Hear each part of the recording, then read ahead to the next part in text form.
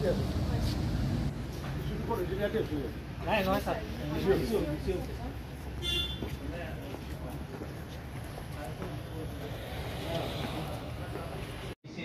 of the 26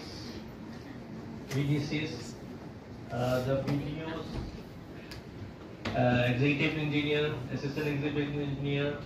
junior engineer, accredited engineer, and DPM.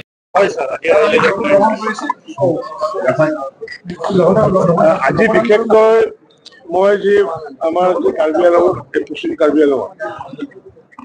আমাৰ যি পঞ্চায়তৰ গ্ৰামোন্নয়ন বিভাগৰ বিশেষকৈ আমাৰ প্ৰধানমন্ত্ৰী আৱাস যোজনা MGNREGAৰ লগতে মাননীয় মুখ্যমন্ত্ৰী ডাঙৰীয়াৰ যি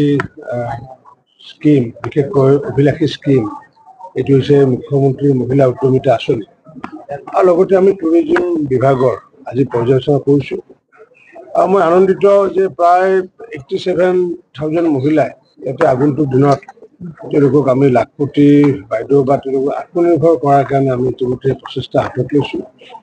প্ৰধানমন্ত্ৰী আৱাস যোজনাৰ কাম ইতিমধ্যে পূৰ্ণগতিত চলি আছে। আপোনালোকে নিশ্চয় জানে যে আমাক 28 লাখ ঘৰ প্ৰদান কৰিছিলে আৰু এই 28 লাখ ঘৰৰ ভিতৰত 21 লাখ ঘৰ ইতিমধ্যে আমাৰ সম্পূৰ্ণ হৈছেগৈ, 7 লাখ ঘৰৰ কাম চলি আছে। ঠিক তেনেকুৱাকৈ আমাৰ ইয়াতেও যি 52,000 ঘৰ দিছিলে এই 52,000 ঘৰৰ পিছত আৰু 10,000 ঘৰৰ নিৰ্মাণ কাৰ্য চলি আছে। এই 10,000 ঘৰৰ নিৰ্মাণ কাৰ্যটো আমি অহা অক্টোবৰ মাহৰ 31 তাৰিখৰ ভিতৰত সম্পূৰ্ণ কৰাৰ কাৰণে আজি আমি লক্ষ্য নিৰ্ধাৰণ কৰিছোঁ। এইকাৰণে লক্ষ্য নিৰ্ধাৰণ কৰিছোঁ যে যিহেতু ভাৰত চৰকাৰে পুনৰ আমাক ঘৰ দিয়াৰ কাৰণে ইতিমধ্যে সিদ্ধান্ত গ্ৰহণ কৰিছে আৰু যাৰ কাৰণে নেকি আমি ইতিমধ্যে জীৱিকা সখীৰ জৰিয়তে প্ৰায় 60,000 মানুহৰ ইতিমধ্যে ছাৰ্ভে কৰা হৈছে আৰু আগন্তুক দিনতে 50,000 বা 60,000 মানুহ যাতে পুনৰ যাতে ঘৰ দিব পৰা যায় কাৰ্বি আংলং অঞ্চলত, তাৰ কাৰণে আমি এই ঘৰখিনি বৰ্তমান নিৰ্মাণৰত চলি থকা ঘৰখিনি আমি সোনকালে হোৱাটো আমি বিচাৰিছোঁ। ইয়াৰ উপৰিও যিহেতু আমি জানো যে অসমৰ ভিতৰত যদি টুৰিজিমৰ যদি সুন্দৰ ডেষ্টিনেশ্যন আছে তেতিয়াহ'লে দুখন জিলা, এখন হৈছে আমাৰ ডিমা হাছাও, আনখন হৈছে আমাৰ কাৰ্বি আংলং। কাৰ্বি আংলঙতো ইতিমধ্যে ৱাটাৰফলকে আদি কৰি সাধাৰণতে মানুহে মেঘালয়লৈ যায় ৱাটাৰফল চাবলৈ, কিন্তু মেঘালয়ততো বহু ৱাটাৰফল আমাৰ এই অঞ্চলত আছে বা আমি পানীৰ লগত যিটো ইতিমধ্যে খেল,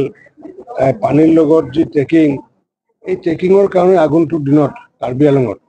যাতে নাইট ট্ৰেকিং বিশেষকৈ আমি যাতে কৰিব পাৰোঁ আৰু কৰি পেলাই নতুনকৈ যাতে আমি foreign tourist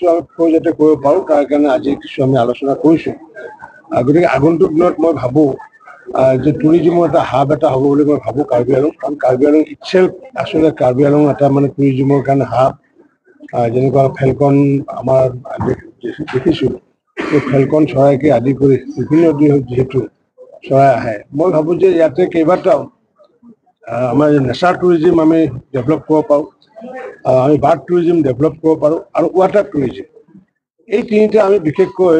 nature tourism, bird tourism আৰু ৱাটাৰ টুৰিজিমক লৈ পেলাই আমি যদি আগন্তুক দিনত কিছু প্লেনিং কৰাৰ কথা আমি ভাবিছোঁ। মই ভাবোঁ এনেকুৱা প্লেনিং কৰিবলৈ যাওঁতে কিছু সময় লাগে আৰু সেই সময় যদি আমি নিৰ্ধাৰিত কৰিলোঁ 5 বছৰ যদি সময় নিৰ্ধাৰিত কৰিলোঁ, মই ভাবোঁ যে 30 চনৰ ভিতৰত এটা সম্পূৰ্ণ 100% এটা ডেডিকেটেড টুৰিজিমৰ হাব হ'ব বুলি মই ভাবোঁ কাৰ্বি আংলং। তাৰ কাৰণে ইউনাইটেড স্পিৰিটত আমি ভাৰত চৰকাৰে হওক বা অসমৰ মাননীয় মুখ্যমন্ত্ৰী ডক্টৰ হিমন্ত বিশ্ব শৰ্মা ডাঙৰীয়াই ইতিমধ্যে যথেষ্ট গুৰুত্ব আৰোপ কৰিছে এইখন জিলাত আৰু লগতে আমাৰ মুখ্য কাৰ্যবাহী বিষয়া তুলিৰাম ৰাহানকে আদি কৰি আমাৰ যিসকল টুৰিজিমৰ মানে এম নিৰ্দেশকে আদি কৰি আমাৰ প্ৰত্যেকটো বিভাগৰ MSCয়ে হওক বা বিভাগৰ বিষয়াসকলে যথেষ্ট কাম কৰি আছে। মই ভাবোঁ 30 চনৰ ভিতৰত এখন ভাৰতবৰ্ষৰ ভিতৰত টুৰিজিমৰ এটা সুন্দৰ ডেষ্টিনেশ্যন কৰাৰ কাৰণে আমি ইতিমধ্যে প্লেনিং কৰিছোঁ। পঞ্চায়ত ইলেকশ্যন পঞ্চায়তটো হৈ গ'ল, সম্পূৰ্ণ পঞ্চায়ত গঠন হৈ গ'ল, পঞ্চায়ত সম্পূৰ্ণ হৈ গ'ল, গঠন হৈ গ'ল, আঞ্চলিক পঞ্চায়ত হৈ গ'ল, জিলা পৰিষদবিলাক এতিয়া হৈ আছে আৰু জিলা পৰিষদবোৰ আগন্তুক 6 আগষ্টৰ ভিতৰত জিলা পৰিষদ আমাৰ অসমত যিমানখন আছে গোটেইখন জিলা পৰিষদ মানে গঠন প্ৰক্ৰিয়া সম্পূৰ্ণ হ'ব। ছাৰ মইতো নাজানো, কিন্তু যদি নাম কৰ্তন যাৰ আছে সেইকেইটা 100% টিকট পাব,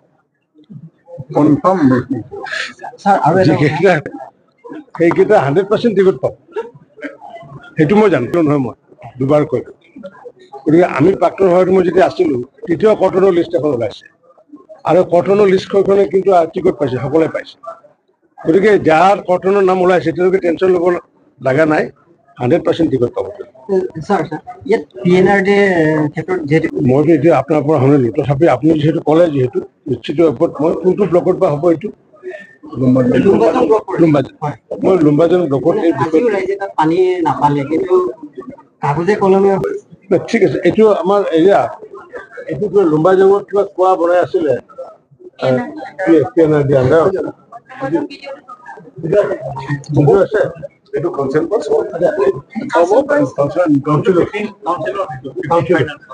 আচ্ছা এইটো পঞ্চায়তৰ নহয় এইটো কাউন্সিলৰ এইটো